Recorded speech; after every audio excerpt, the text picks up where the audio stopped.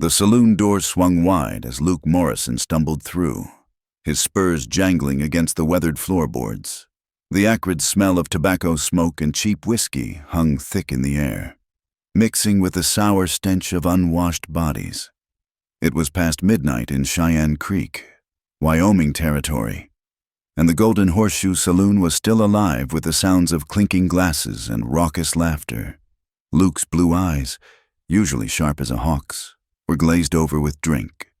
At 28, he cut a fine figure even in his intoxicated state, tall and lean, with a sun-weathered skin that spoke of countless days under the harsh western sun.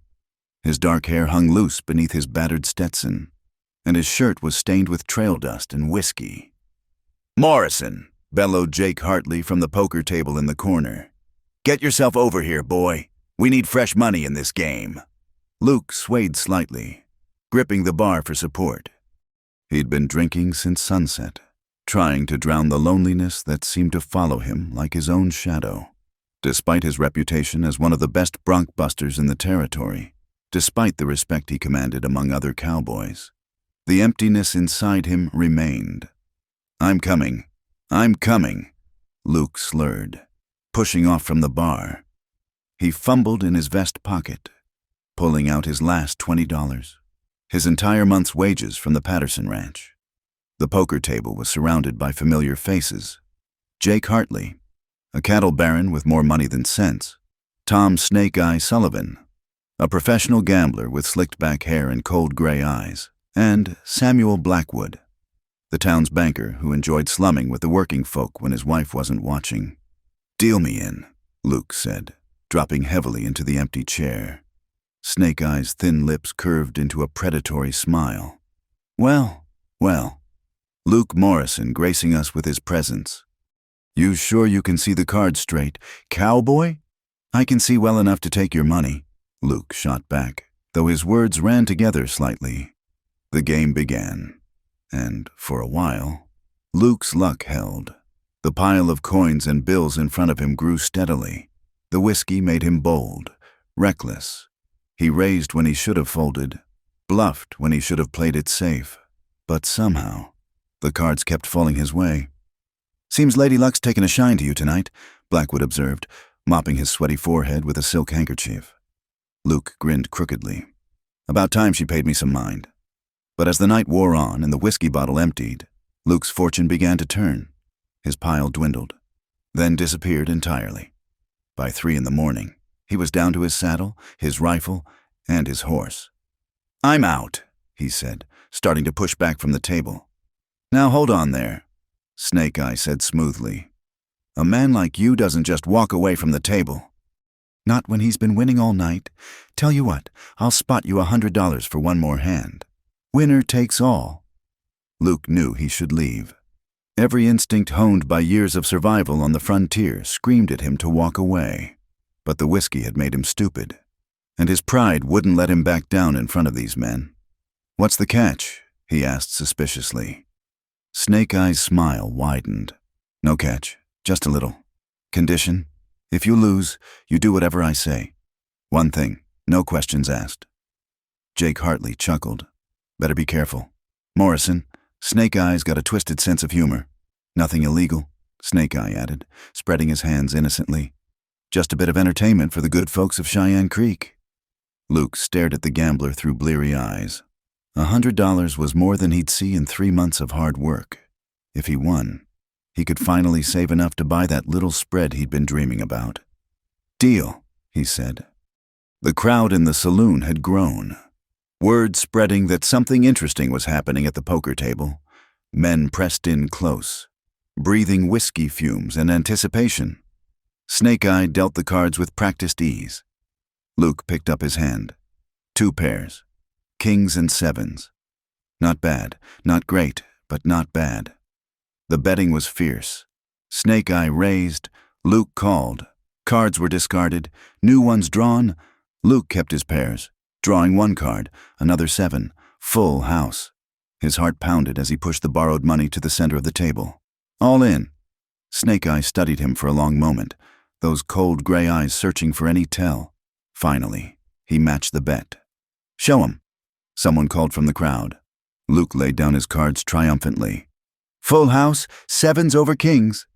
For a moment, silence fell over the saloon. Then Snake Eye began to laugh, a sound like grinding glass. Well, well, well. The gambler laid down his own cards one by one. 4 queens. Looks like you lose, Cowboy. The blood drained from Luke's face as the reality hit him. He'd lost everything, his money, his gear, and now he owed this snake whatever he demanded. Now then, Snake Eye said, lighting a cigar with deliberate slowness. About that condition. You know the widow Johnson, the colored woman who lives out by Copper Creek? Luke nodded mutely. Everyone knew Amara Johnson, the beautiful young woman whose husband had died in a mine collapse 6 months ago. She kept to herself mostly, trying to scratch out a living on the small plot her husband had left her. You're going to marry her, Snake Eye announced. The saloon erupted. Men hooted and hollered, slapping their knees at what they saw as the ultimate humiliation for a white cowboy. You can't be serious, Luke protested, suddenly feeling more sober than he had all night. Deadly serious. You gave your word, Morrison, or are you the kind of man who goes back on his word? Luke's jaw clenched.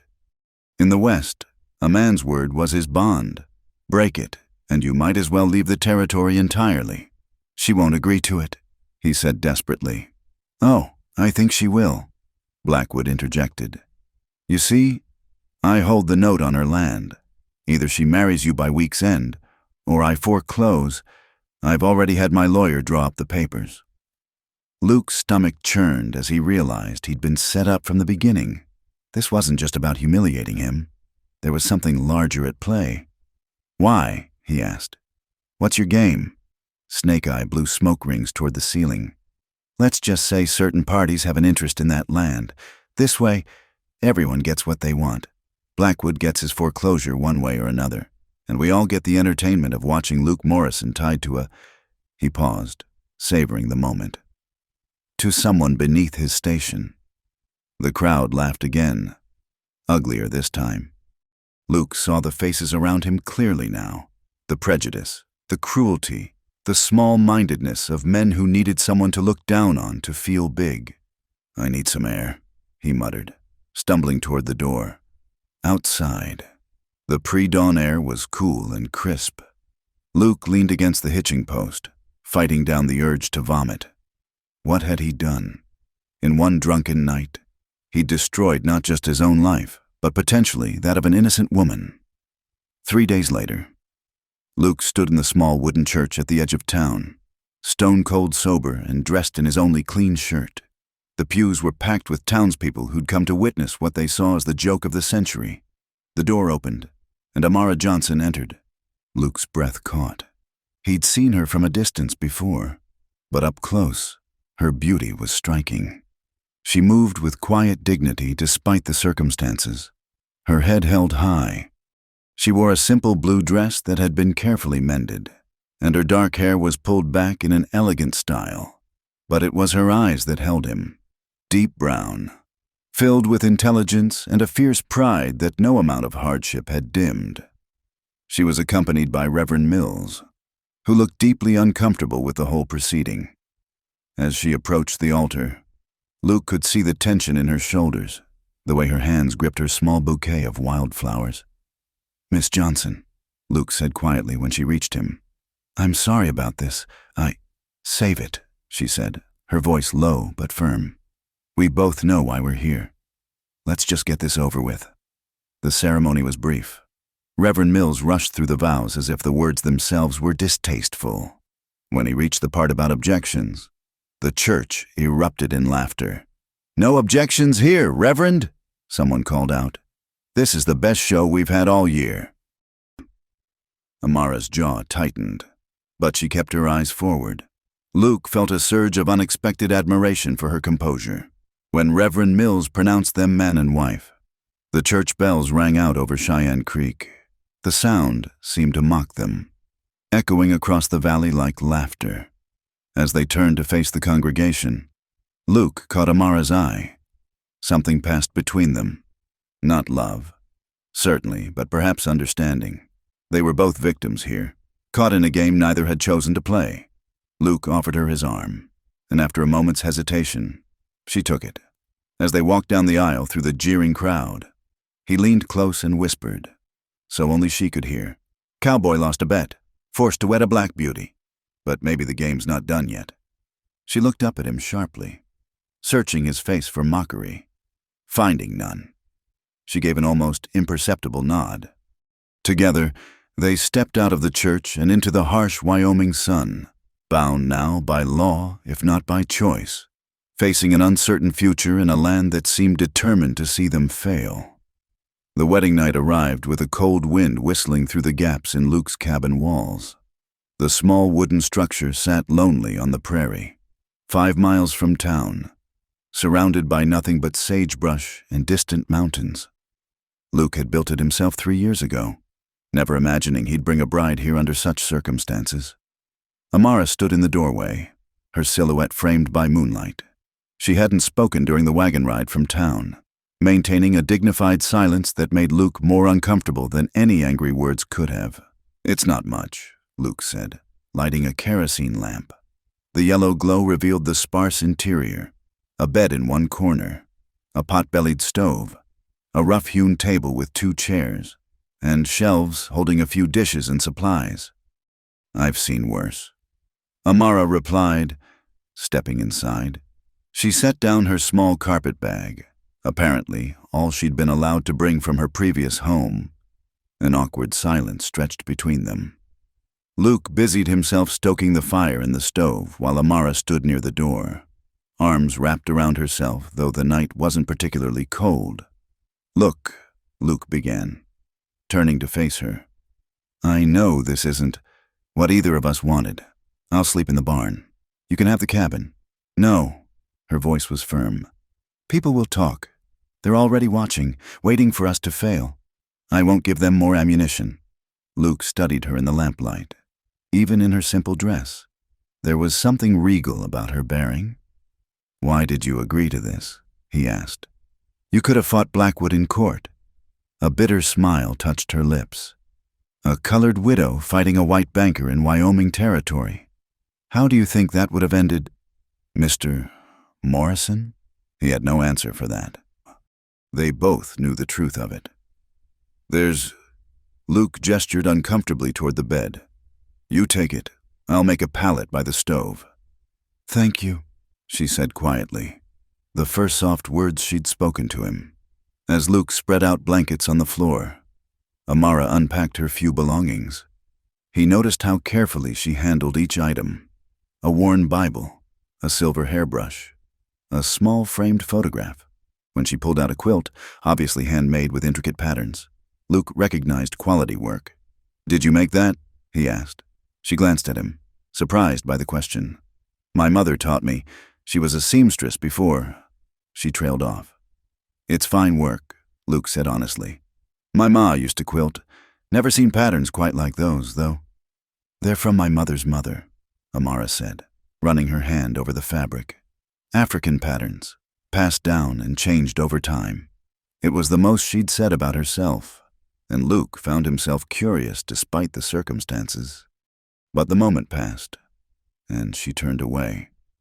Hanging the quilt carefully on a peg, they prepared for bed in awkward silence, each hyper-aware of the other's presence. Luke lay on his hard pallet, staring at the ceiling rafters, listening to the rustling as Amara settled into the bed. The cabin felt smaller than ever with 2 people in it. "Mr. Morrison?" Her voice came soft in the darkness. "Luke," he corrected. "Might as well use first names, considering." "Luke, then, I want to be clear about something. This marriage may be forced, but I won't be. That is, I don't expect." "I understand," Luke said quickly, saving them both the embarrassment. "Like I said at the church, maybe the game's not done yet. We'll figure out how to get through this with our dignity intact." "Dignity," she repeated, and he heard a world of meaning in that single word. Morning came too soon, bringing with it the harsh reality of their situation. Luke woke to find Amara already up, kindling the fire in the stove. She moved efficiently around the small space, and he smelled coffee brewing. "You didn't have to," he began. "I pay my way." She interrupted. "I won't be a burden." They ate a simple breakfast in silence. Biscuits Amara had made from Luke's meager supplies and the last of the bacon. Luke noticed she took only a small portion for herself. "We need supplies," he said. "And you'll need things, clothes and such. We should ride to town." Amara's shoulders tensed. "I have what I need." "No, you don't," Luke said firmly. "You're my wife now. At least in the eyes of the law. That means what's mine is yours. We're going to town, and you're going to get what you need." She looked at him then, really looked at him, as if trying to puzzle him out.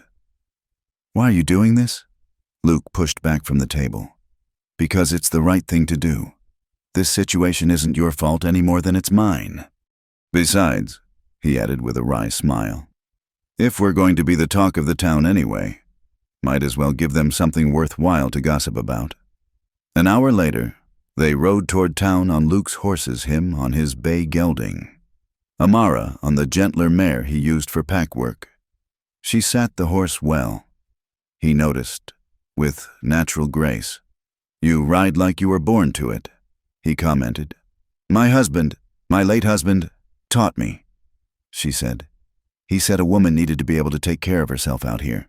Smart man. He was." The simple words carried a weight of grief that made Luke wish he hadn't brought it up. The prairie stretched endlessly around them, brown grass rippling like waves in the wind. Purple mountains rose in the distance, their peaks already touched with snow, though it was only early fall. A red-tailed hawk circled overhead, riding the thermals. "It's beautiful," Amara said suddenly. "Hard and unforgiving, but beautiful." "Most folks just see the hard part," Luke replied. "Takes a certain kind of person to see the beauty, too." They rode in companionable silence for a while, the horses' hooves raising small clouds of dust. Luke found himself stealing glances at Amara, the way she held herself in the saddle, the way the wind caught strands of her hair that had escaped from her bonnet. As they neared town, Luke's jaw tightened. He could already see people gathering on the boardwalk, pointing and whispering. News of their arrival preceded them like wildfire. "Here we go," he muttered. "Let them look," Amara said, lifting her chin. "I've faced worse than small-minded gossip." They hitched their horses in front of Henderson's general store as they climbed the steps. Martha Henderson appeared in the doorway, her pinched face a mask of false sympathy. "Why, Luke Morrison. What a surprise to see you in town so soon after your wedding." Her gaze slid to Amara with barely concealed contempt. "And you've brought your wife." "Morning, Mrs. Henderson," Luke said evenly. "We need supplies." Inside the store, other customers stopped their shopping to stare. Luke ignored them, guiding Amara to the fabric section.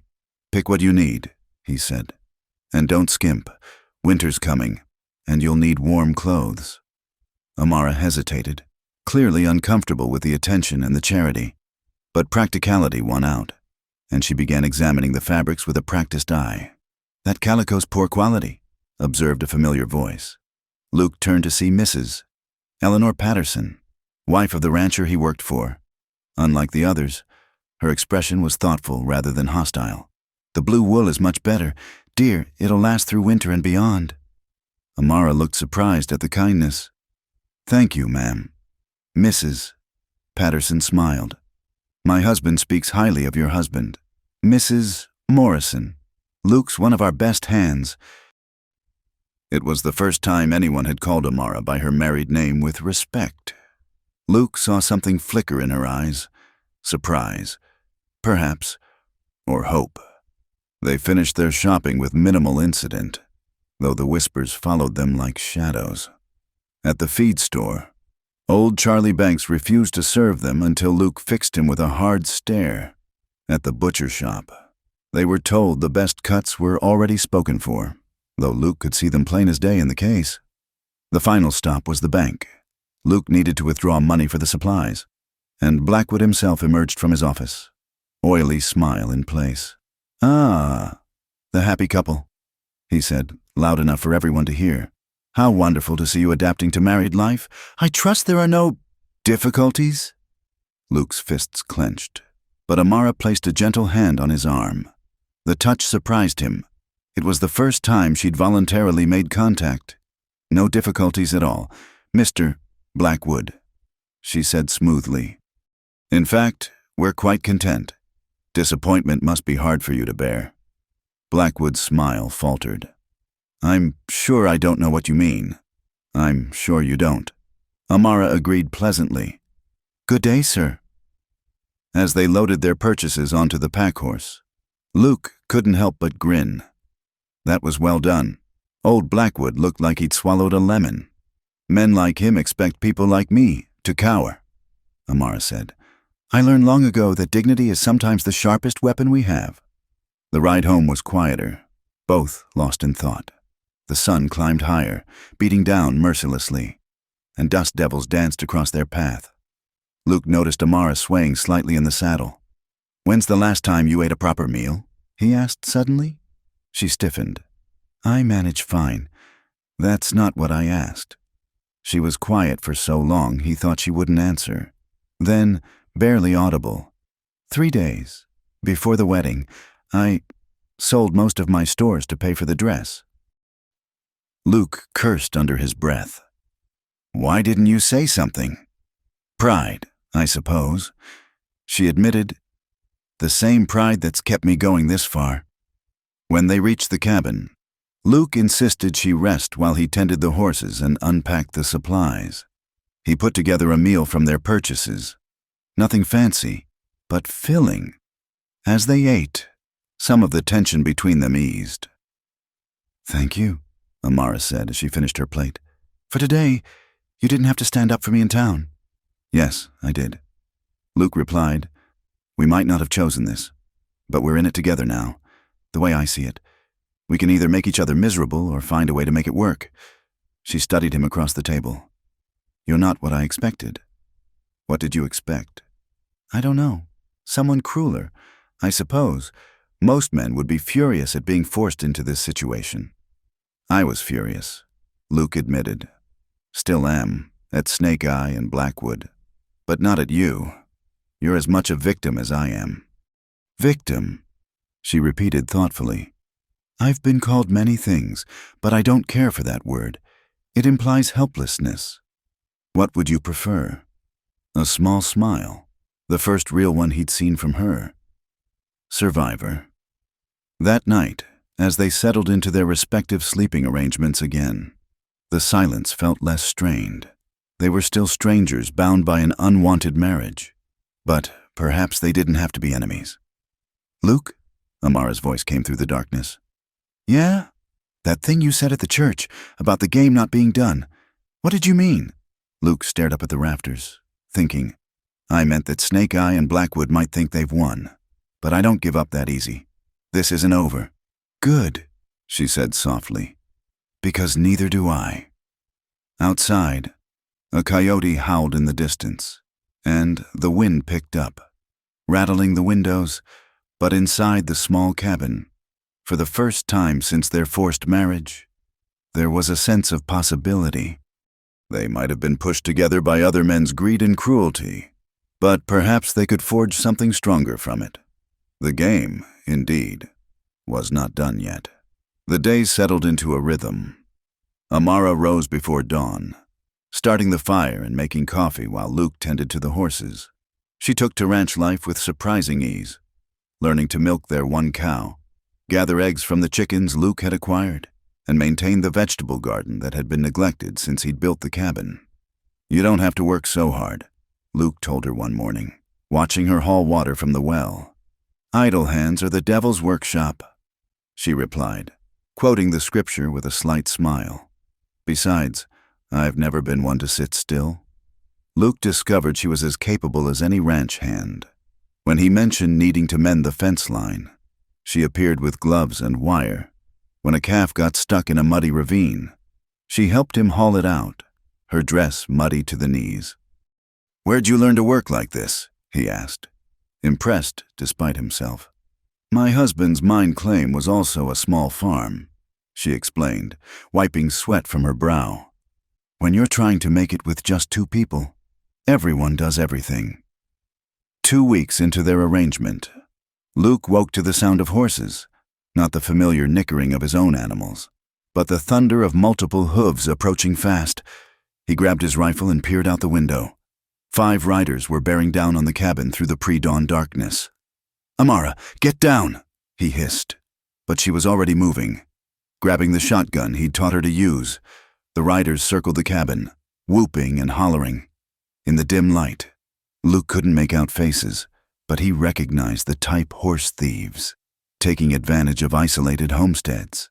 "Morrison," one called out, "we know you got some fine horse flesh in that barn. Come on out and we might leave your cabin standing." Luke's jaw clenched. Those horses were his livelihood. Without them, he couldn't work, couldn't provide. "I'll give you one warning," Luke shouted back. "Get off my land."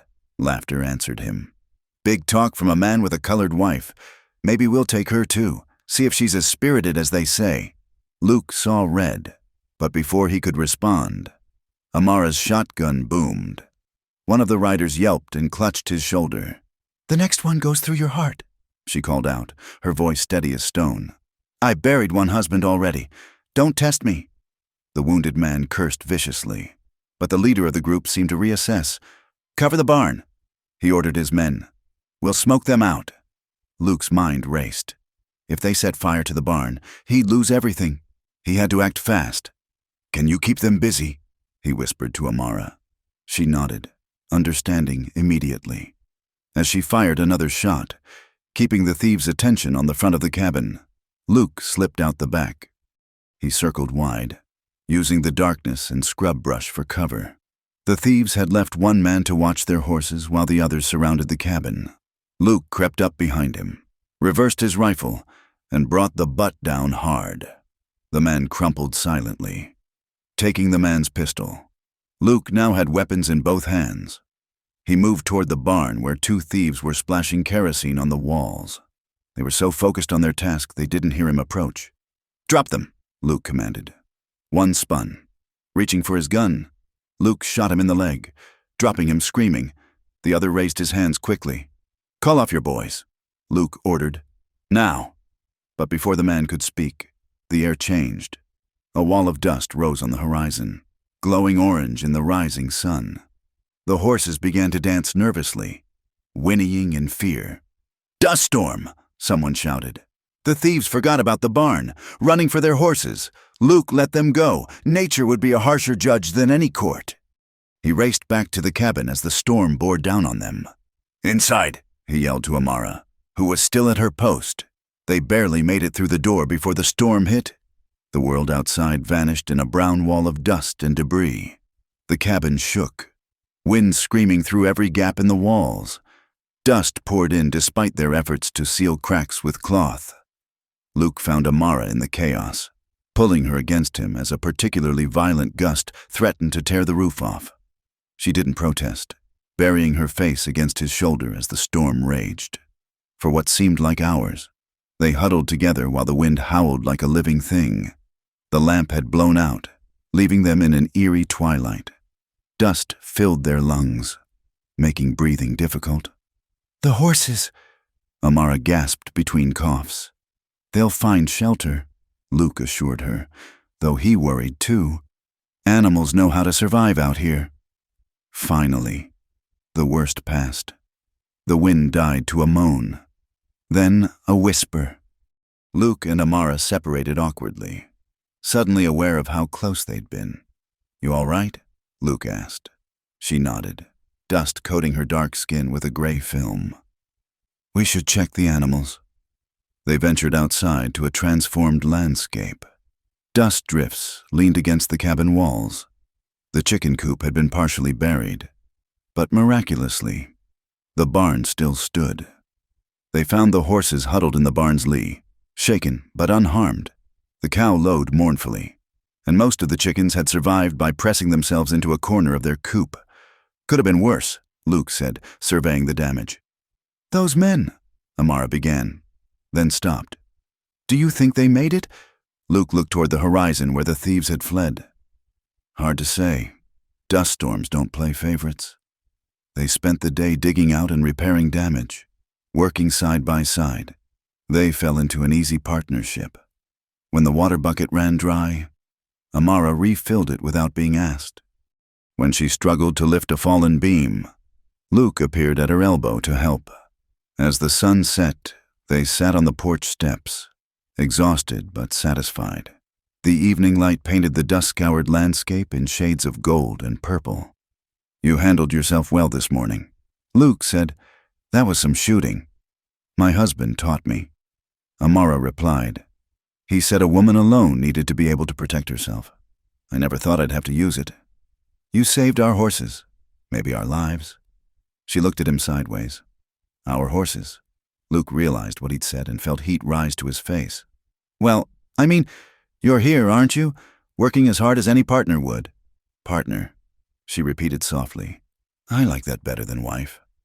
They sat in comfortable silence as darkness fell. The stars emerged, brilliant in the clear post-storm air. "Can I ask you something?" Amara said suddenly. "Why aren't you married? I mean, before this, a man like you. Steady work, your own land. Seems like you'd have your pick." Luke was quiet for a long moment. "Never found the right woman. I guess always seemed like the ones who were interested wanted to change me, make me into something I'm not, a town man, a shopkeeper, and He paused, searching for words. "I've been alone so long. I figured that's just how it was meant to be. Being alone isn't the worst thing," Amara said. "Being with the wrong person is worse. Was your husband the right person?" A sad smile touched her lips. "Thomas was a good man, kind, hard-working. We were building something together. When the mine collapsed," she trailed off, lost in memory. "I'm sorry," Luke said quietly. "So am I. Sorry for him. Sorry for what we lost. But I'm still here, and that has to count for something." The next morning brought visitors. Mrs. Patterson arrived in her buggy, accompanied by her daughter Sarah, a cheerful girl of about 16. "Thought you might need some things after that storm," Mrs. Patterson said, producing baskets of food and supplies. "Nasty one, wasn't it?" While the women visited, Luke noticed how Mrs. Patterson treated Amara with genuine warmth. Sarah peppered her with questions about her sewing, admiring the quilt work visible through the cabin window. "Mother, look at these stitches," Sarah exclaimed. "Could you teach me that pattern, Mrs. Morrison?" Amara looked startled but pleased. "Of course, if you'd like." After they left, Amara stood in the doorway watching the buggy disappear into the distance. "She didn't have to do that," she said wonderingly. "Eleanor Patterson's good people," Luke said. "Not everyone in town is like Blackwood and his cronies. It's been so long since—" Amara stopped, blinking rapidly. "Since anyone treated me like just another woman. Not a colored woman, not a widow, just a neighbor." Luke felt something shift in his chest, a protective instinct he hadn't expected. "You are just another woman," he said firmly. "Anyone who can't see that is a fool." She turned to him then, and for a moment something electric passed between them. But before either could speak, they heard horses approaching again. Luke tensed, reaching for his rifle, but relaxed when he recognized Sheriff Ben Carter riding up with a deputy. "Luke," the sheriff greeted, dismounting heavily. He was a fair man, even-handed in his justice, one of the few Luke truly respected.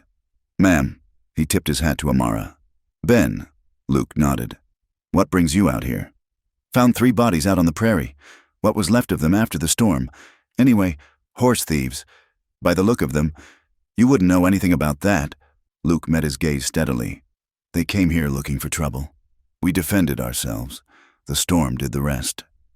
Sheriff Carter studied them both, taking in the damage to the property, the defensive positions. "Self-defense, then—" "Yes, sir." Amara spoke up.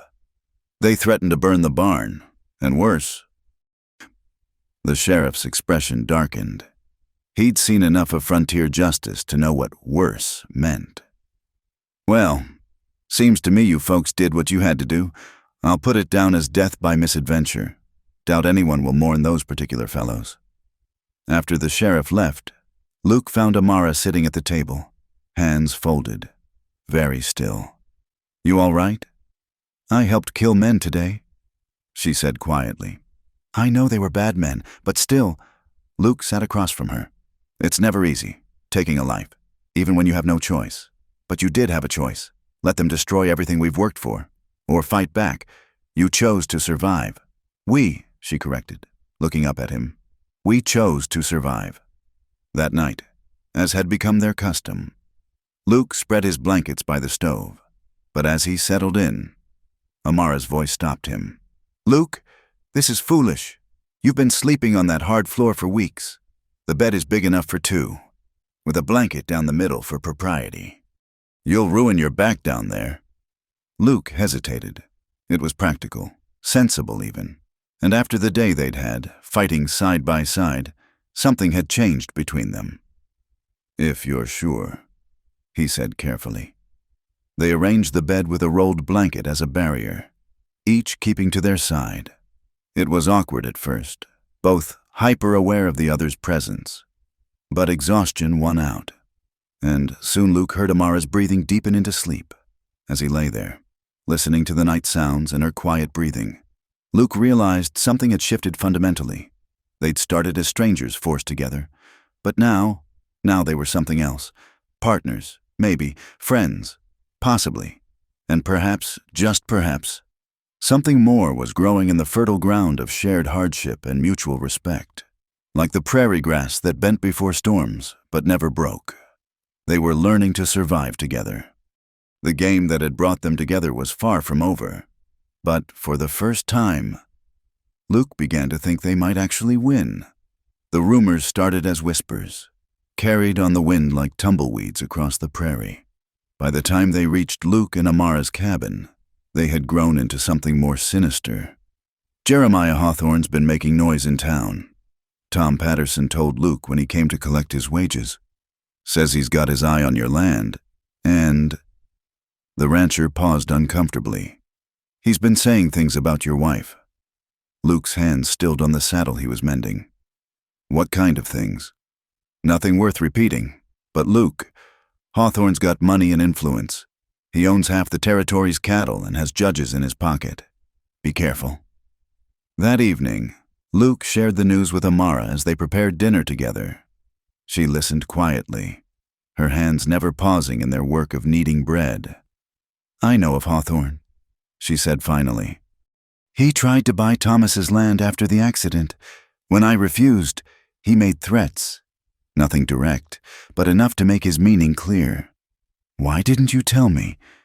She looked at him with those deep brown eyes that had become so familiar over the past weeks. "What would you have done? We both know the law isn't written for people like me." The truth of it sat heavy between them.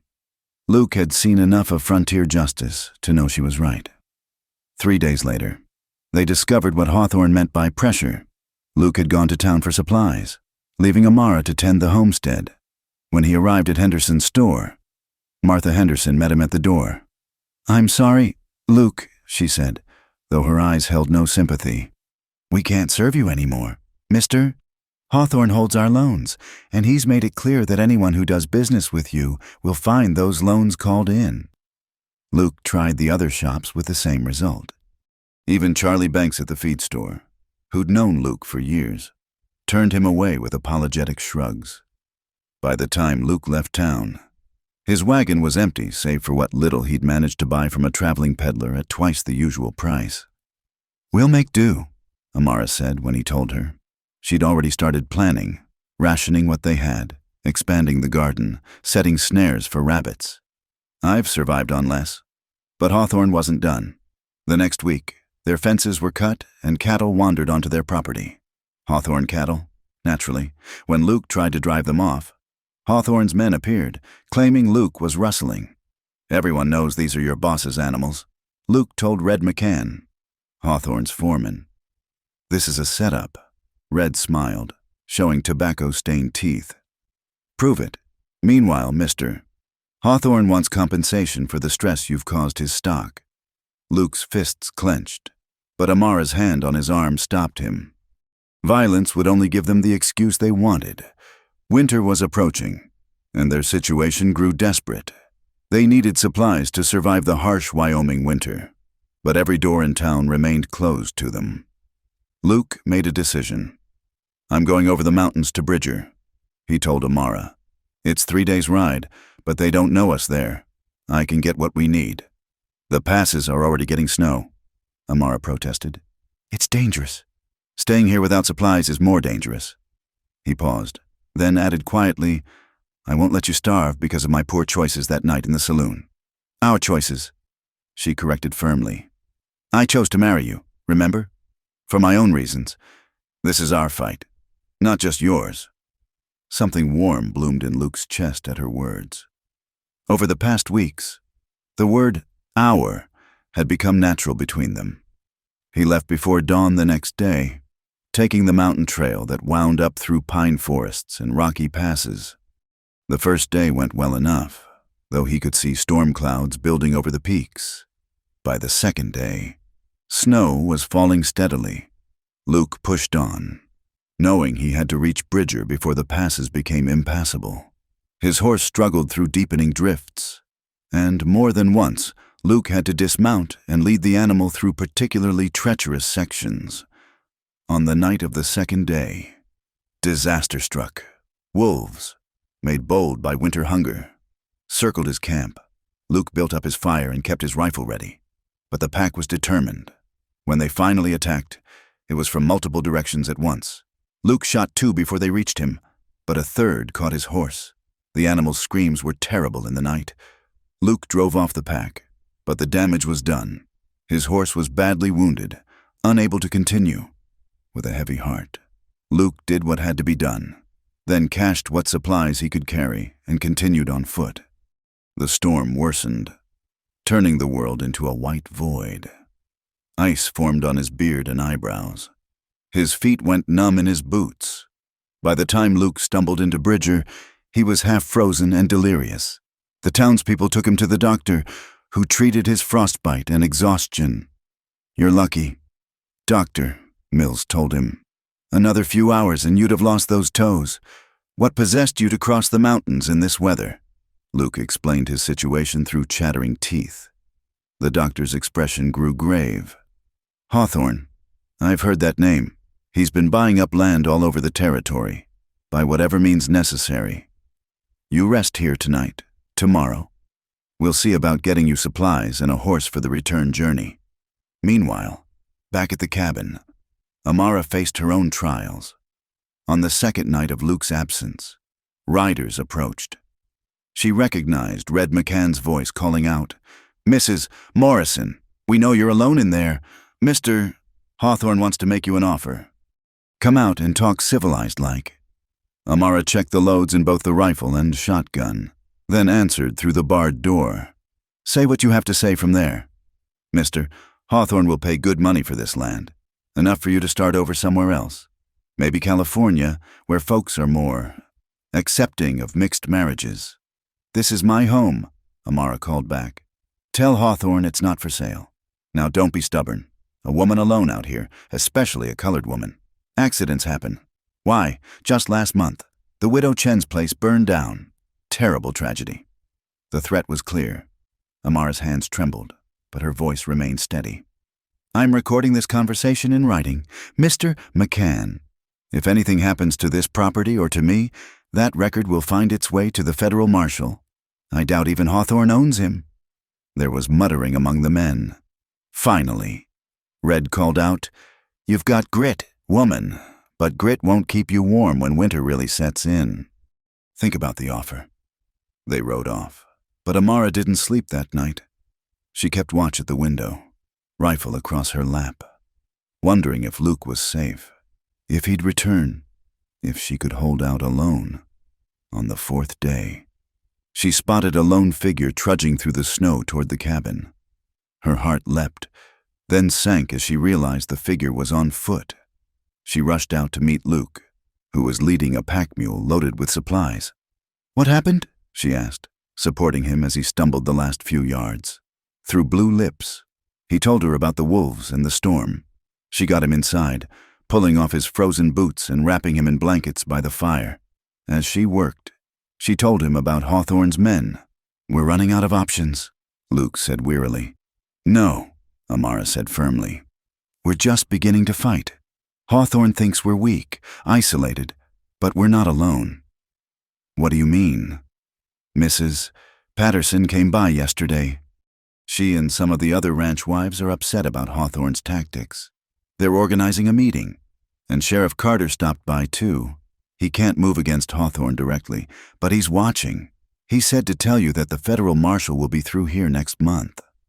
Luke looked at his wife, and he realized that's how he'd come to think of her, not as the woman forced upon him, but as his wife, with new admiration. While he'd been gone, she'd been building alliances, thinking strategically. "You've been busy," he said with a weak smile. "We're partners, remember? You risk your life crossing mountains for supplies. I work on the politics." She paused, then added softly, "I was worried about you." "I was worried about you too," Luke admitted. "The whole time in those mountains, all I could think about was getting back here, making sure you were safe." Their eyes met and held. The space between them, once filled with awkwardness and resentment, now hummed with something else entirely. "Luke," Amara began, then stopped, seeming to gather courage. "This started as a forced arrangement, but somewhere along the way, it became more, at least for me." Luke's heart pounded. He reached out, slowly, giving her time to pull back. When she didn't, he took her hand in his. "For me too," he said roughly. "I don't know when it happened. Maybe when you stood with me against those thieves, or when you called us partners, or any of a dozen other moments. But Amara, A gunshot shattered the window, cutting off his words. They dove for cover as more shots followed. "Hawthorne's done talking," Red McCann's voice carried through the broken window. "You've got 1 minute to come out, or we burn you out." Luke and Amara looked at each other. After all they'd survived, it might end here. But Luke saw no defeat in Amara's eyes, only determination. "Together?" she asked. "Together," he confirmed, checking his rifle. They took positions at opposite windows. Whatever came next, they would face it as they'd learned to face everything else, side by side. Partners in truth, and perhaps something more. The minute was almost up. Luke could see torches being lit outside, but then, in the distance, came the sound of many horses approaching fast. "What the hell?" Red McCann's voice was uncertain now. Sheriff Carter's voice rang out clear in the night. "Drop those weapons. Boys, this is a lawfully deputized posse, and you're all under arrest for attempted arson and assault." Luke peered out to see not just the sheriff, but Tom Patterson and a dozen other ranchers, all armed, surrounding Hawthorne's men. "You can't arrest us," Red protested. "We're protecting Mr. Hawthorne's interests." "Mr. Hawthorne's interests don't include burning out honest homesteaders, Mrs. Patterson called out, and Luke was amazed to see her sitting in a wagon with several other ranch wives, all holding rifles. "We've had enough of his bullying." The standoff was brief. Outnumbered and caught in the act, Hawthorne's men surrendered. As the sheriff led them away, Tom Patterson approached the cabin. "You folks all right in there?" Luke and Amara emerged, still hardly believing the turn of events. "How did you know?" Luke asked. "Your wife sent word through Sarah." "Mrs." Patterson explained. "Smart woman you've got there. Luke, she figured Hawthorne would make his move while you were gone and arranged for us to keep watch. When we saw them riding out armed, we gathered everyone we could." Luke looked at Amara with amazement and growing love. She'd saved them both with her foresight and courage. As their rescuers prepared to leave, Sheriff Carter pulled Luke aside. "This isn't over. Hawthorne will try again, through legal channels most likely. But you've got the community behind you now. That counts for something." When they were alone again, Luke and Amara stood in their damaged cabin, snow drifting through the broken window. Despite everything, Luke felt more hopeful than he had in weeks. "What were you saying before we were interrupted?" Amara asked softly. Luke pulled her close, no longer held back by propriety or the circumstances that had brought them together. "I was saying that I love you, Mrs. Morrison. Somehow, in all this mess, I fell in love with my wife." Tears gathered in her eyes, but her smile was radiant. "And I love you, Mr. Morrison, forced marriage or not." They kissed then, their first real kiss, while snow swirled around them and the future remained uncertain. But they had each other, they had allies, and they had love. The game that had started in a saloon was entering its final phase, and together, they were determined to win. The broken window had been boarded over, but drafts still found their way through the cracks as Luke and Amara sat by the fire that evening. The excitement of the confrontation had faded, leaving them with the reality of their situation and the new understanding that had bloomed between them. "We should talk about earlier," Amara said quietly, her hands wrapped around a cup of coffee. "What we said to each other." Luke shifted in his chair. Now that the immediate danger had passed, the magnitude of their confessions hung in the air. "I meant it," he said simply. "Every word." "So did I." She looked at him across the small space, firelight dancing in her eyes. "But meaning it doesn't make this simple. We're still who we are. The world is still what it is." "The world can go hang," Luke said fiercely. "What matters is what we want. And what do you want, Luke Morrison?" He stood, crossing to kneel beside her chair, taking her hand in both of his. He spoke with quiet intensity. "I want to wake up beside you every morning without a blanket barrier between us. I want to build a real life together, not just survive. I want children who have your strength and grace. I want to grow old watching sunsets from that porch we're going to build." Amara's breath caught. She touched his face gently, tracing the lines that sun and wind had etched there. "You know what you're saying. The life you're describing won't be easy. Mixed children face even more hardship than their parents." "Since when have we chosen easy?" Luke asked. "Besides, any child of yours would be strong enough to face whatever the world throws at them." She was quiet for a long moment, then spoke so softly he had to lean close to hear.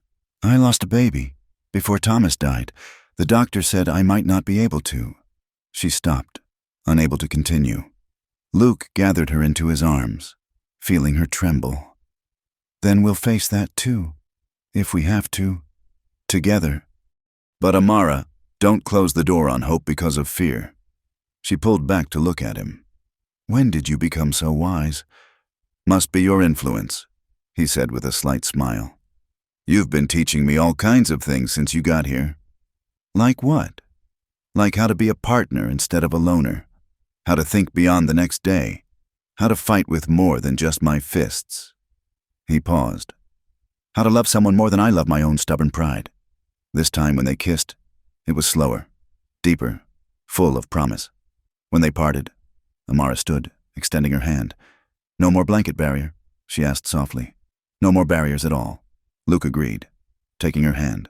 Later, as they lay entwined in the bed they now truly shared, Amara traced lazy patterns on Luke's chest.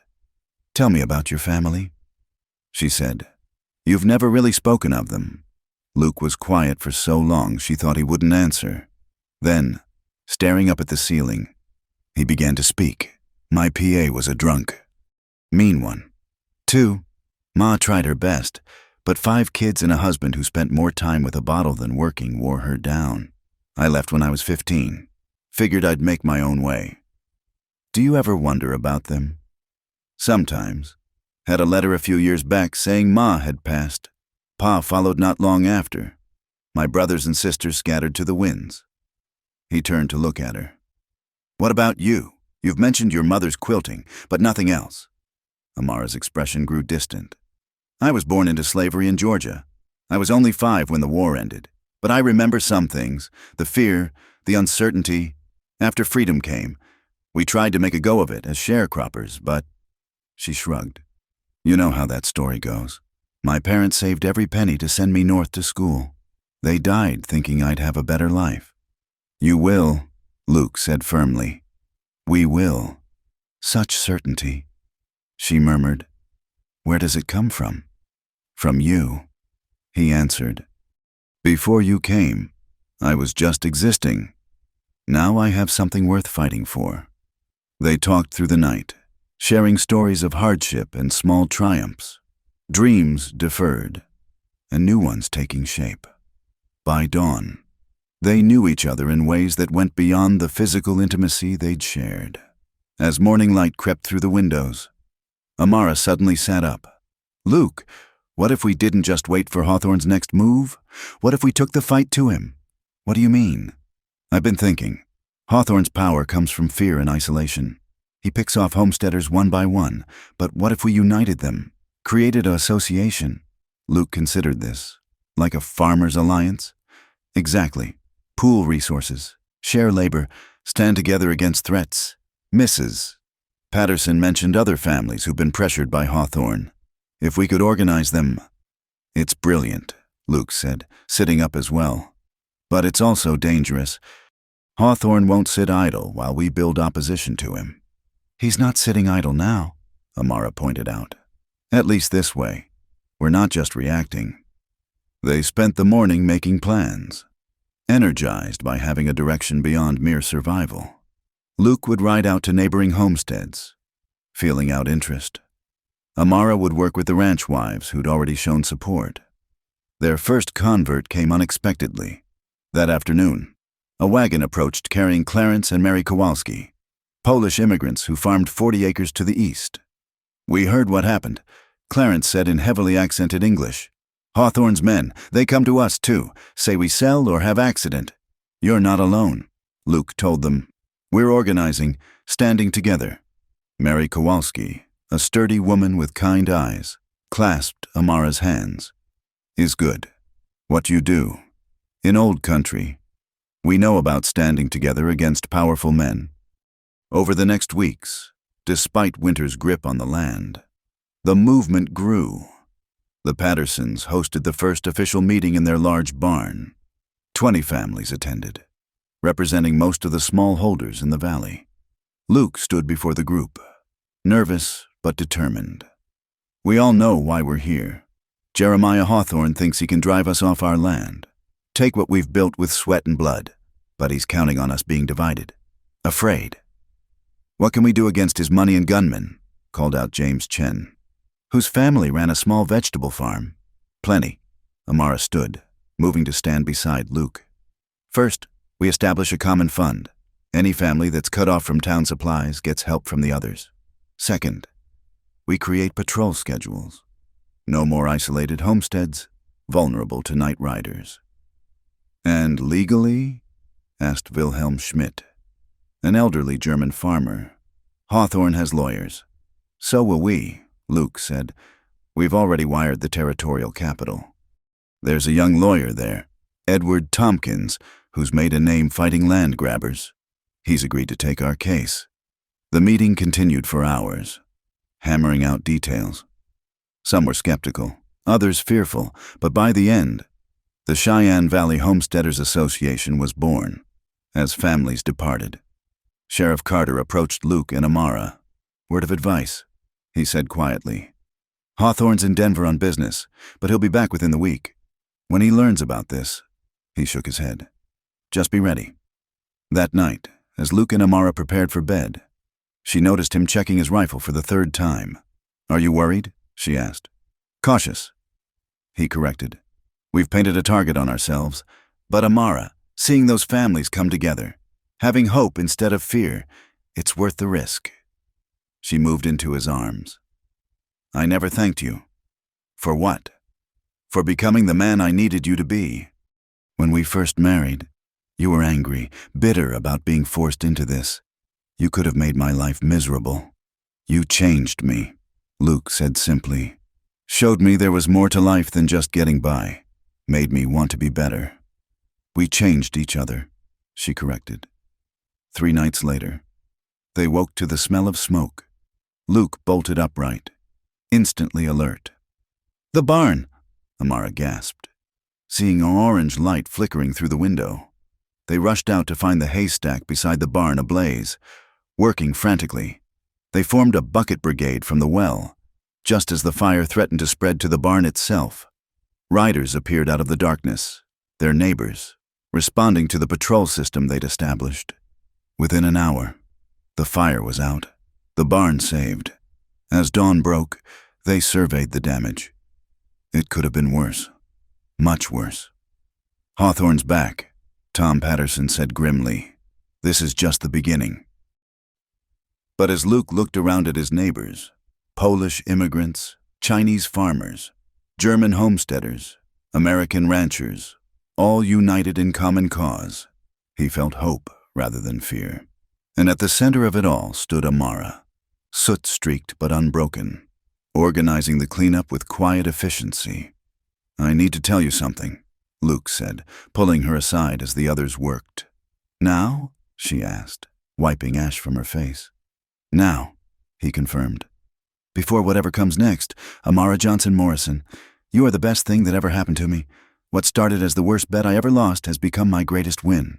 You asked once what I wanted. I want you for all my days, in whatever way this life allows. Not because a preacher said words over us, but because I choose you every day, for every reason." Tears cut tracks through the soot on her cheeks. "Luke Morrison, you impossible, wonderful man. I choose you too. For the fights ahead, for the quiet moments between, for the life we're building against all odds." They kissed there in their burned field, surrounded by neighbors who'd become friends, facing an uncertain future, but no longer facing it alone. As the sun climbed higher, casting long shadows across the valley, Luke remembered his drunken words at their forced wedding. Cowboy lost a bet, forced to wed a black beauty, but maybe the game's not done yet. The game wasn't done, but it had transformed into something neither of them had expected. What began in humiliation had become love. What started as punishment had become partnership. And what Hawthorne meant for evil, they were turning to good. "We should get back to work," Amara said practically, though her eyes still shone with emotion. "In a minute," Luke said, holding her close. "Just let me remember this moment. You and me, standing in a burned field, covered in soot, with half the valley watching and feeling like the luckiest man alive." She laughed, the sound bright as morning. "Only you could find romance in arson and ash. Only you could make me want to," he replied. Hand in hand, they returned to their neighbors, to the work of rebuilding and resistance. Whatever came next, they would meet it together. A cowboy and a lady, bound first by chance, now by choice, proving that the love could grow even in the harshest ground. The morning Jeremiah Hawthorne arrived at their homestead, Luke was repairing the fence damaged in the fire, while Amara tended to an injured calf in the barn. The sound of approaching horses made them both tense. But it wasn't night riders this time. It was a procession in broad daylight. Hawthorne himself rode at the front, a heavy-set man in his 50s with silver hair and cold gray eyes that reminded Luke unpleasantly of Snake Eye Sullivan. He was flanked by 6 armed men and followed by Samuel Blackwood in a fancy carriage. "Morrison," Hawthorne called out, not bothering to dismount. "We need to discuss your recent activities." Luke set down his tools deliberately, noting Amara emerging from the barn with a shotgun. Their neighbors were too far to help if this turned violent. "Nothing to discuss," Luke replied evenly. "This is private property. State your business or move on." Hawthorne's face reddened. "Your little association has disrupted the natural order of things. I'm here to make you a final offer, $10,000 for your land. Take it and leave the territory." "Not for sale," Luke said flatly. "Everything's for sale, boy. It's just a matter of price." Hawthorne's gaze slid to Amara with undisguised contempt. "Though I can't imagine what you'd want to stay for. Must be degrading. A white man reduced to—" "Choose your next words very carefully," Luke interrupted, his voice dangerous. Blackwood leaned out of his carriage. Now, let's keep this civilized. Mr. Hawthorne is trying to be generous. After all, this whole situation started because you couldn't control yourself at a poker table. Morrison, maybe it's time to fold. The only thing I'm folding is your face if you insult my wife again." Luke growled. One of Hawthorne's men, a scar-faced gunslinger Luke recognized as Jake Murdoch, shifted his hand toward his pistol. Want me to teach him some manners? Boss? Stand down. Sheriff Carter's voice rang out. He rode up with 2 deputies, positioning themselves between the groups. Gentlemen, this is a peaceful county. Any violence and I'll arrest the lot of you, regardless of who pays your wages. Hawthorne smiled coldly. No need for unpleasantness. Sheriff, I'm simply making a business offer, but Mrs. Morrison should know that her background is well documented. A former slave, married to a mine worker who died under mysterious circumstances, now married to a white man who lost her in a poker game. A territorial judge might find such a history interesting. Amara stepped forward, her dignity unshaken despite the slurs. Are you threatening me, Mr. Hawthorne? Merely observing, Madam, the law can be interpreted many ways. Then let me make an observation, Amara said, her voice carrying clearly. You claim to represent civilization and order, yet you employ night riders and arsonists. You speak of the law while corrupting it with bribes. You consider yourself superior while acting with less honor than any person here you'd call beneath you. Hawthorne's face darkened. You dare. I dare speak truth, Amara continued. And here's another truth. We have documented every threat, every attack, every attempted bribe. Attorney Tompkins has filed copies with the territorial governor and the federal marshal. Your reign of terror is ending, Mr. Hawthorne. Big words from a woman who should know her place. Murdoch snarled. What happened next occurred almost too fast to follow. Murdoch's hand moved to his gun. Luke dove for his rifle, and Amara raised her shotgun. But before anyone could fire, a shot rang out from the ridge above. Murdoch's hat flew off his head, and everyone turned to see Tom Patterson and 5 other association members positioned on the high ground, rifles trained on Hawthorne's group. Looks like you're outnumbered, Patterson called down. I'd ride on if I were you. Hawthorne's jaw worked furiously. This isn't over, he snarled. You think your little alliance protects you? I own judges, sheriffs in 3 counties, even a federal marshal.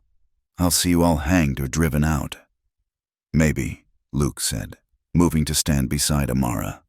But you'll have to go through all of us, and we're not going anywhere. After a tense moment, Hawthorne wheeled his horse around.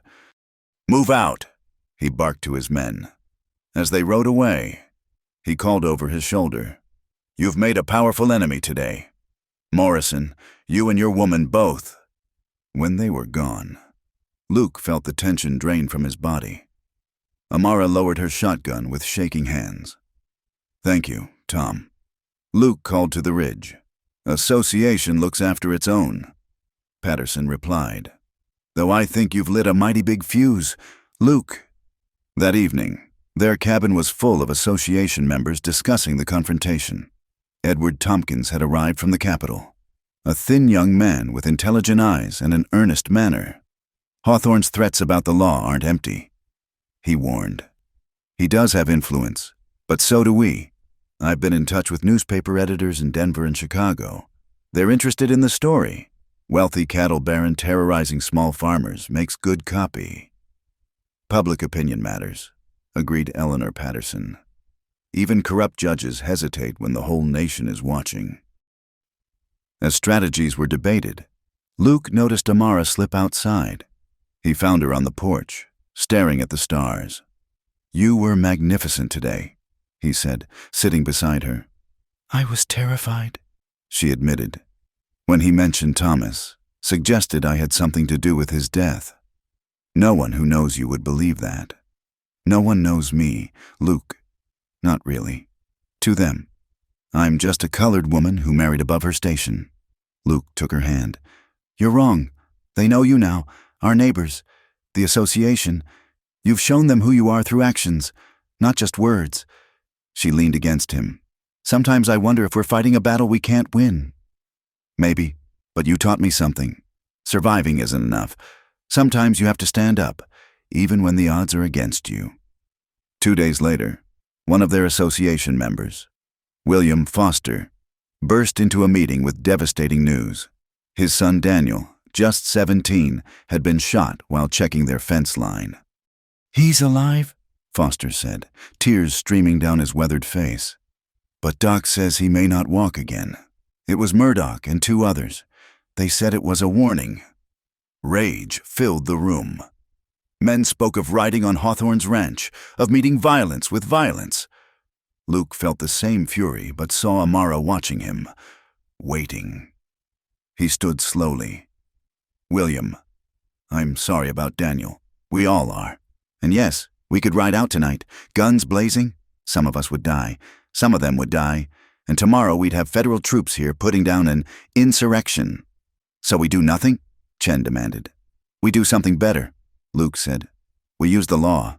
Sheriff Carter, will you arrest Murdoch?" Carter nodded grimly. "With witnesses, yes, but he'll make bail.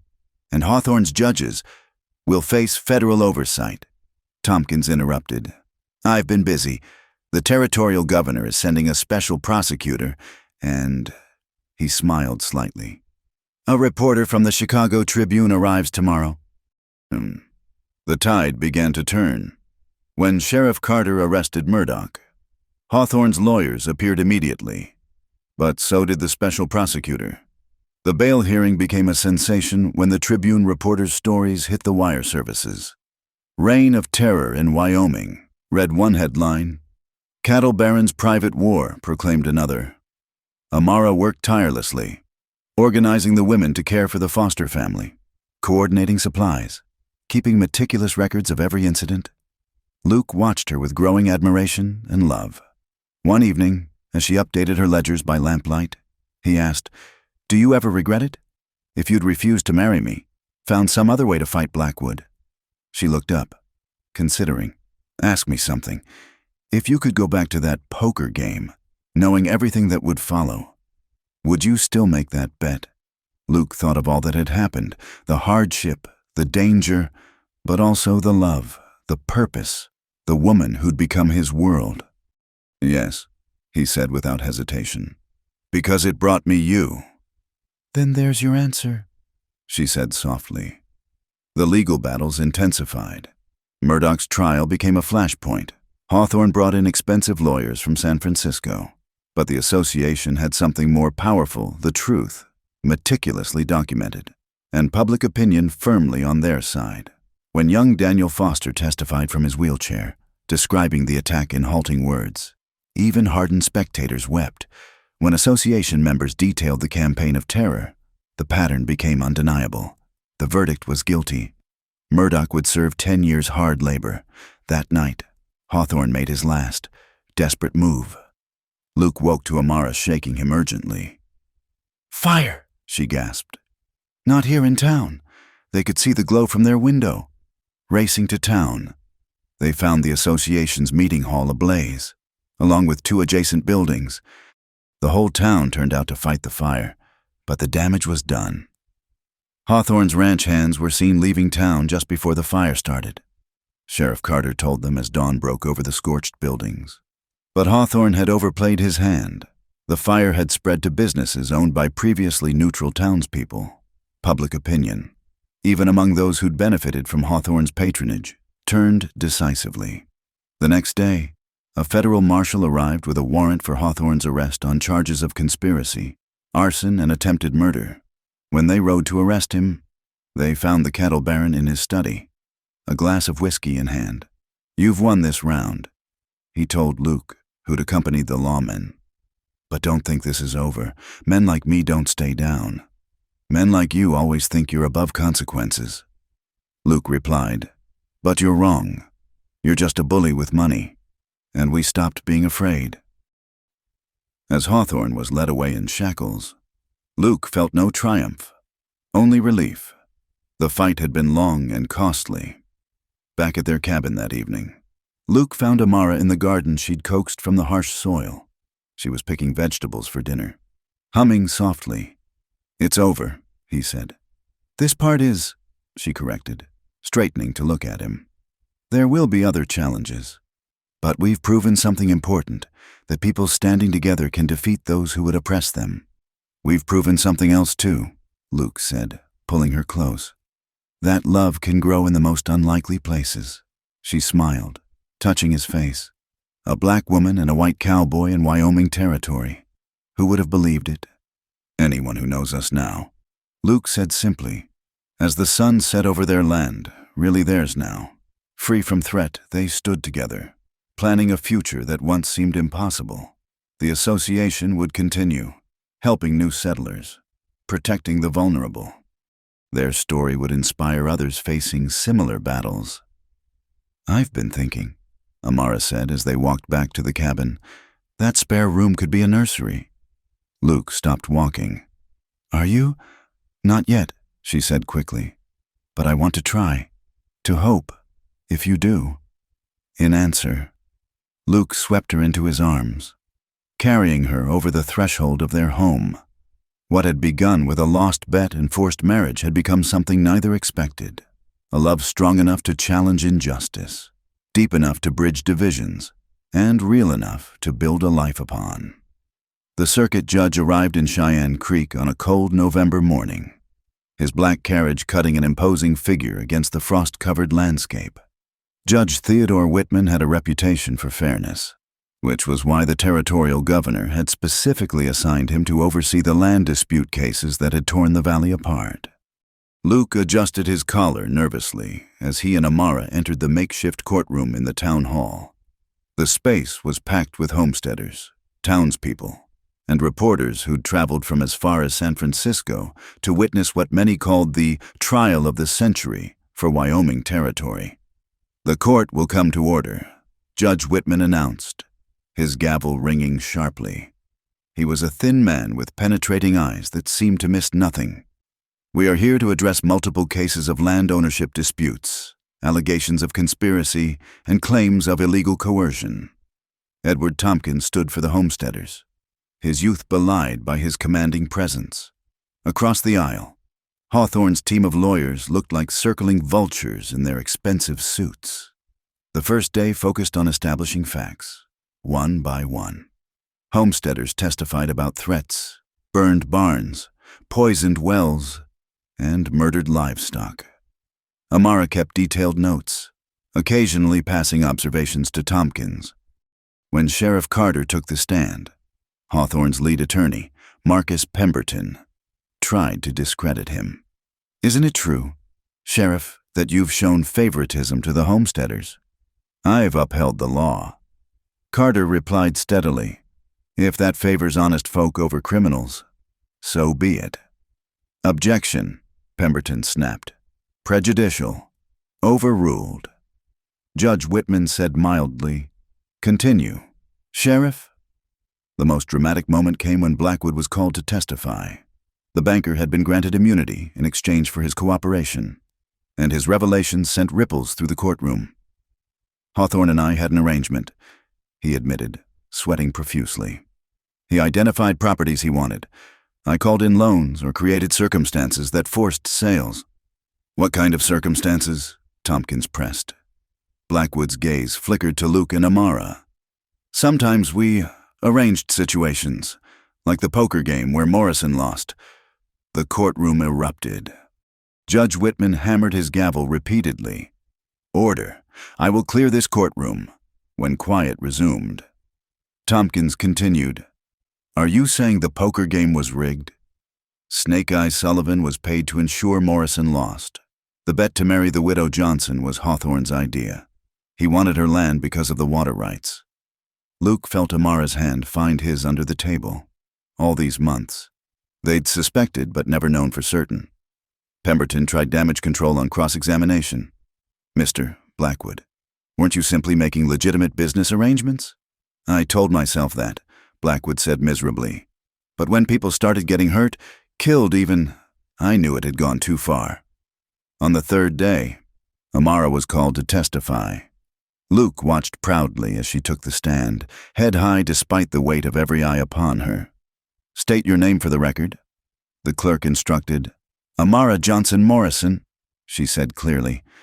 Tompkins led her through the story, her first husband's death, Blackwood's threats, the forced marriage, and the campaign of terror that followed. Mrs. Morrison, Tompkins said gently. Some have suggested you married Luke Morrison for protection, that this was a calculated move on your part. Amara's eyes flashed. I married Luke because the alternative was losing everything my first husband and I had worked for. But if you're asking whether I regret it, the answer is no. What began as survival became love, real love, born from facing adversity together. Objection, Pemberton called. Relevance goes to motive and credibility, Tompkins argued. I'll allow it. Judge Whitman ruled. Pemberton's cross-examination was brutal. Mrs. Morrison, is it true you shot at Mr. Hawthorne's employees? I defended my home against night riders who threatened to burn us out. You took up arms against white men. The racial implication hung heavy in the air. Several association members shifted angrily. I took up arms against criminals, Amara replied with dignity. Their color was irrelevant to their crimes. But surely you understand how unusual it is for someone of your background to assert such rights. Amara lifted her chin. My background is that of an American citizen, Mr. Pemberton. The Constitution makes no mention of color when discussing the right to self-defense. Luke wanted to applaud. Even Judge Whitman seemed impressed by her composure. When Luke testified, he spoke plainly about everything, the drunken bet, his initial resentment, and the gradual realization that Amara was the best thing that had ever happened to him. Mr. Morrison, Pemberton sneered. Are you asking this court to believe that you fell in love with a woman you were forced to marry? A woman of a different race? I'm not asking you to believe anything. Luke replied, I'm telling you what happened. Love doesn't always arrive the way we expect. How poetic, Pemberton mocked. And convenient for your land claims. Luke's temper flared. What's convenient is rich men like Hawthorne thinking they can destroy lives for profit. What's convenient is lawyers like you defending theft and murder because it pays well. Mr. Morrison, Judge Whitman warned. I apologize, Your Honor, Luke said, though he didn't look sorry. The association members testified over 2 more days. The Kowalskis spoke through an interpreter about fleeing oppression in Poland, only to find it in Wyoming. The Chens described the suspicious fire that had nearly killed their children. The Schmidts detailed the systematic poisoning of their well. Each story built upon the last, creating an undeniable pattern of organized terrorism. Finally, Hawthorne himself took the stand. Even in custody, he radiated arrogance. I built this territory, he declared. When I arrived, it was nothing but wilderness and savages. I brought civilization, prosperity, and terror. Tompkins interrupted. You brought terror to families trying to build honest lives.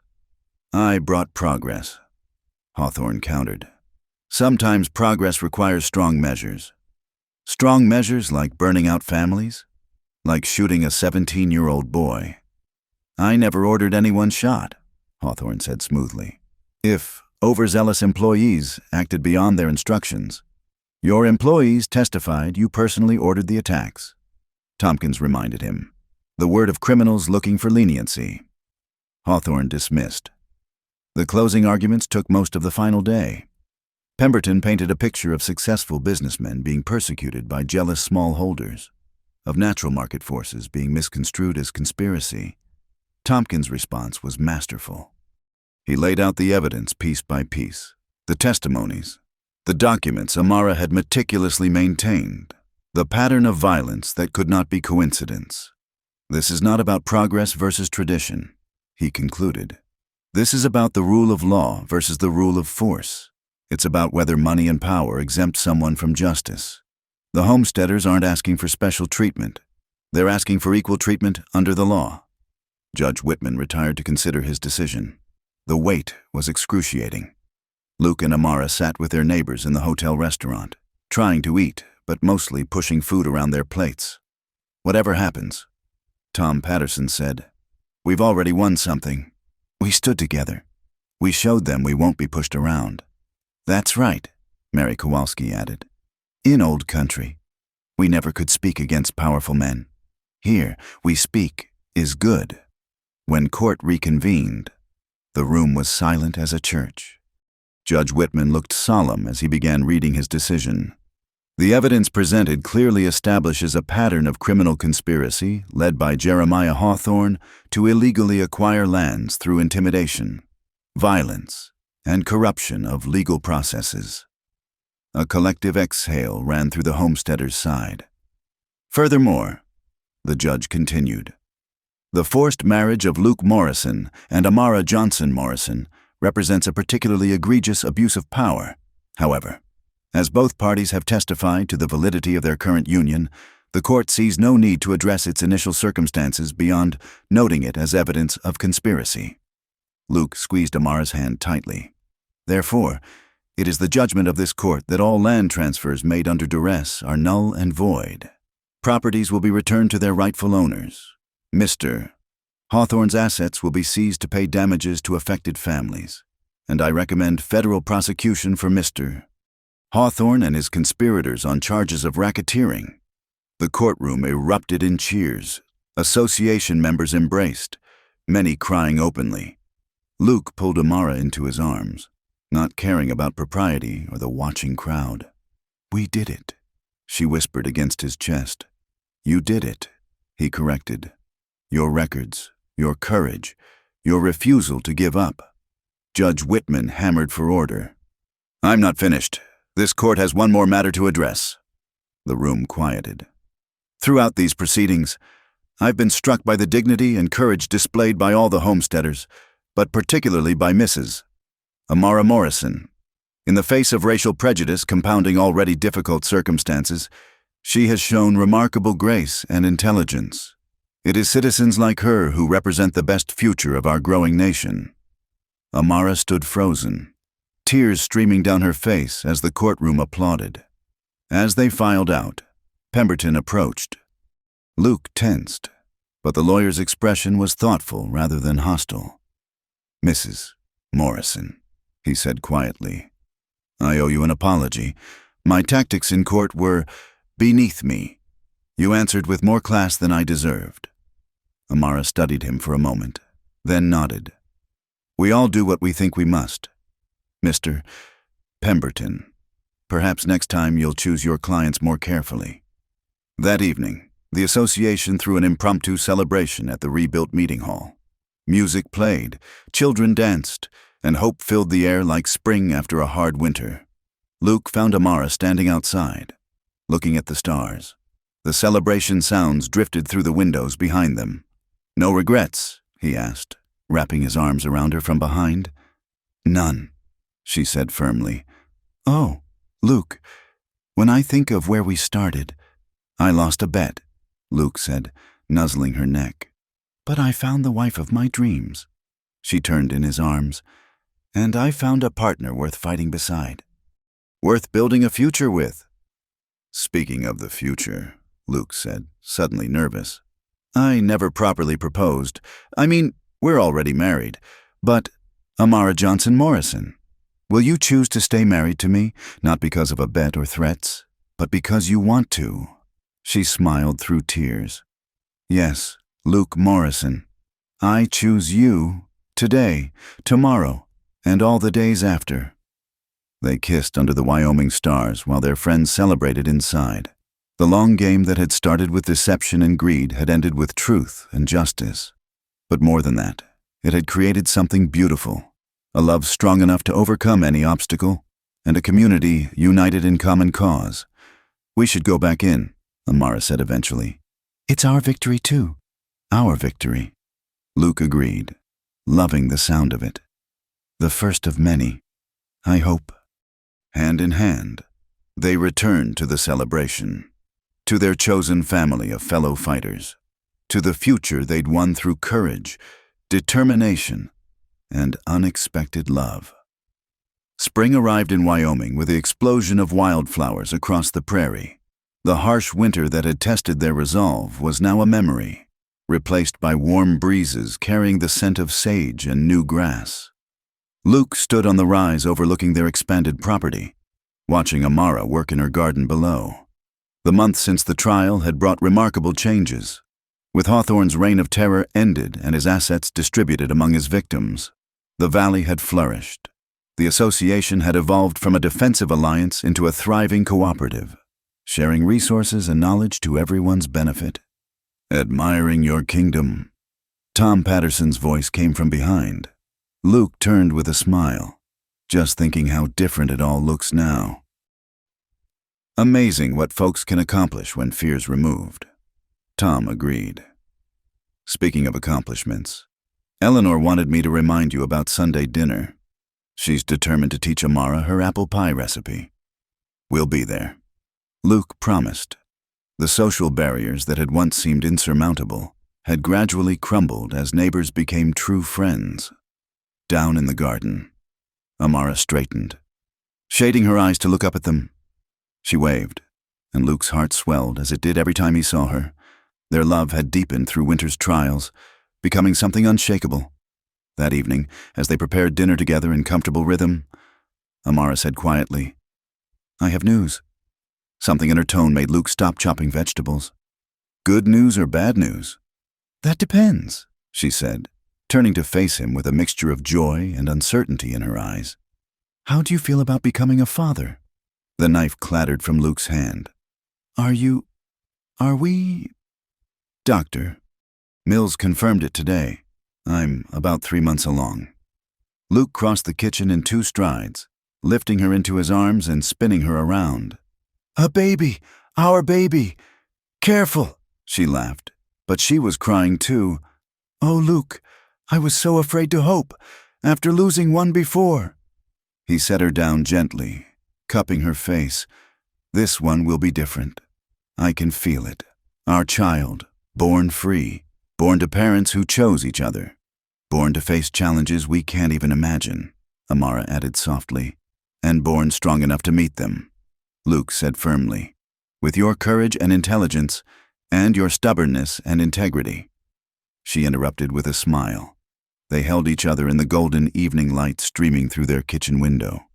Dreams of the future expanding to include a new life.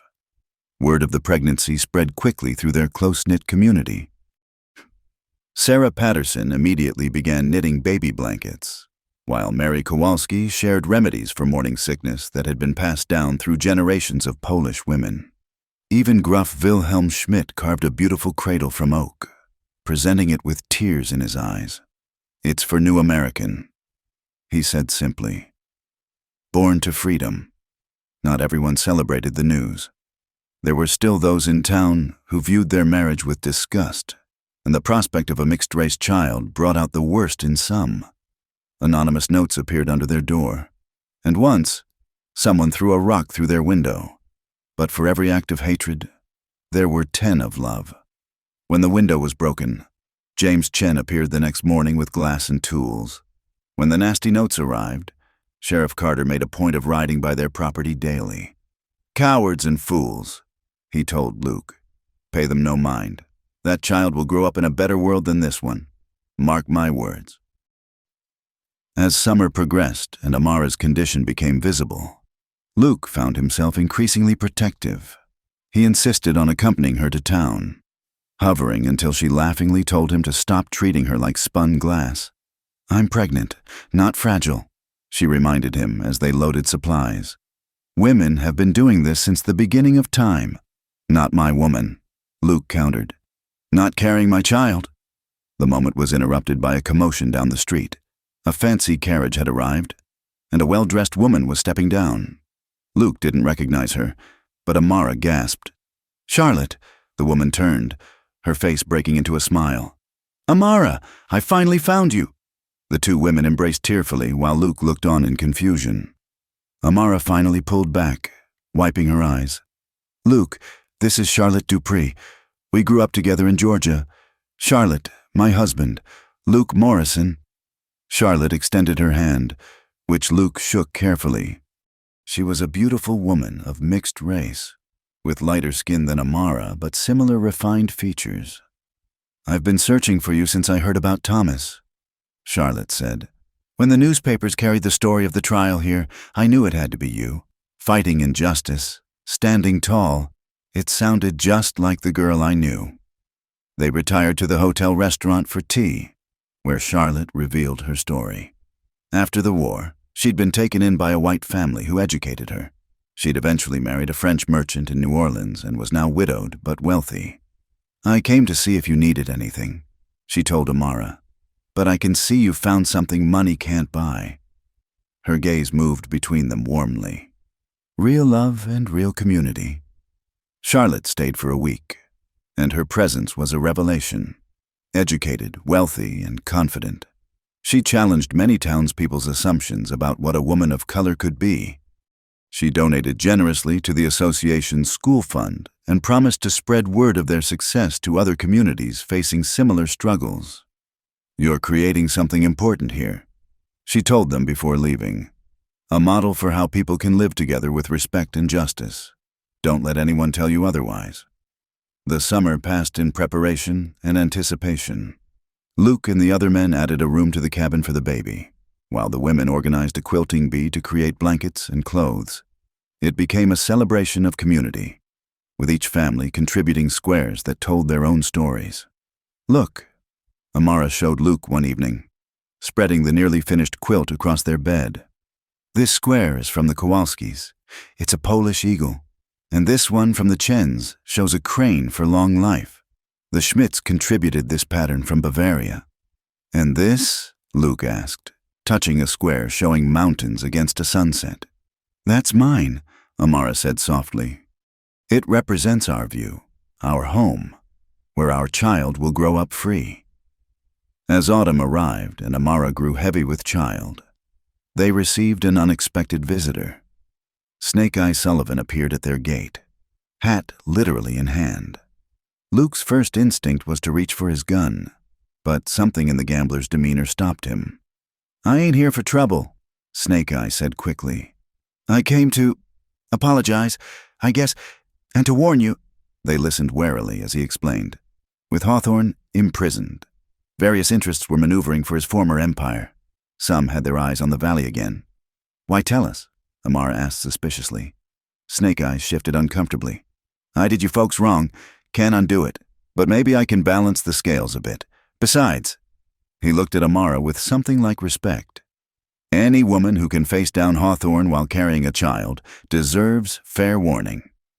After he left, Luke and Amara discussed his information with the association. They decided to strengthen their legal protections, filing proper deeds and establishing the valley as an official township with elected officials. Luke was nominated for mayor but declined. "I'm a rancher, not a politician. Besides, I'll have my hands full soon enough." Instead, they elected Tom Patterson, with James Chen as sheriff when Carter decided to retire. The town they created was unique for its time, a place where people were judged by their character rather than their color or origin. The first snow was falling when Amara's labor began. Luke rode hard for Dr. Mills, while Eleanor Patterson and Mary Kowalski stayed with Amara. The hours that followed were the longest of Luke's life. "First babies take their time, Doctor," Mills assured him as Luke paced outside. "She's strong, and the women with her know what they're doing." Just after dawn, a cry pierced the air, the most beautiful sound Luke had ever heard. Eleanor emerged, beaming. "You have a daughter, Luke. Healthy and perfect." Luke rushed in to find Amara propped up in bed, exhausted but radiant, holding a small bundle. The baby had Amara's delicate features and Luke's blue eyes, with skin the color of cream coffee and a head of dark curls. "Our miracle," Amara whispered as Luke sat carefully beside them. "She's beautiful." Luke breathed, touching the baby's tiny hand. "What should we call her?" "Hope," Amara said firmly. "Hope Morrison, because that's what she represents." As the sun broke fully over the mountains, painting the snow-covered valley in shades of gold and pink, their friends began arriving, the cabin filled with quiet congratulations and gifts for the baby. Sheriff Chen brought a silver dollar for prosperity. The Kowalskis provided warm clothes they'd made. The Schmidts offered a hand-carved toy horse. Each gift represented acceptance, community, and hope for the future. Even some unexpected visitors came. Mrs. Henderson from the general store appeared with a beautiful baby quilt, mumbling something about times changing before hurrying away. Several townspeople who'd been neutral or hostile before seemed to soften at the sight of the innocent child. That evening, as their friends departed and peace settled over the cabin, Luke and Amara sat by the fire with baby Hope sleeping between them. "Remember what I said at our wedding?" Luke murmured. "Cowboy lost a bet, forced to wed a black beauty. But maybe the game's not done yet." "I remember," Amara said, smiling at the memory of that difficult day. "I was wrong," Luke continued. "The game is done, and we won everything that matters. Love, family, community. And now, our daughter. I couldn't have imagined any of this that night in the saloon." "Neither could I," Amara admitted. "When Blackwood forced this marriage, I thought my life was over. Instead, it was just beginning." Hope stirred in her sleep, making small sounds that had both parents instantly alert. But she settled again, safe and warm between them. "What kind of world will she grow up in?" Amara wondered aloud. "A better one than we did," Luke said confidently. "Oh, there'll still be challenges. People who judge her for her mixed heritage. But look at what we've built here. She'll grow up surrounded by people who've learned to see beyond color and prejudice, and she'll have parents who'll teach her to stand tall and fight for what's right, and to love freely," Amara added, without letting others' opinions matter more than her heart. Outside, snow continued to fall, blanketing the valley in pristine white, but inside the Morrison cabin, warmth and love prevailed. What had begun as a drunken wager had transformed into something neither Luke nor Amara could have imagined. A true partnership, a loving family, and a community that proved change was possible. As they prepared for bed, carefully placing Hope in the beautiful cradle Wilhelm Schmidt had made, Luke pulled Amara close. "Thank you," he whispered. "For what?" "For being brave enough to take a chance on a foolish cowboy. For showing me what real strength looks like. For our daughter. For everything." Amara turned in his arms, her eyes bright with tears and love. "We saved each other. Luke Morrison, and now we have a lifetime to keep doing it." They stood together at the window, watching the snow fall on their land they'd fought for, bled for, and won, in the cradle. Hope slept peacefully, the living symbol of their love's triumph over hatred and fear. The cowboy had indeed lost a bet, but in losing, he had won more than he ever dreamed possible, and the forced bride had found not just a husband, but a partner, a protector, and the love of her life. Their story would be told for generations, a tale of how love conquered prejudice, how courage defeated oppression, and how two unlikely souls created a legacy of hope in the harsh but beautiful Wyoming territory. Thank you so much for listening to this Wild West love story. I hope you enjoyed following Luke and Amara's journey from a forced marriage to true love. If you're listening to this story, I'd love to know where in the world you're tuning in from. Please leave a comment below and let's connect. Don't forget to subscribe to the From Wild West channel for more authentic frontier tales. And share your thoughts about Luke and Amara's story. Did their love touch your heart as much as it touched mine? Let me know in the comments.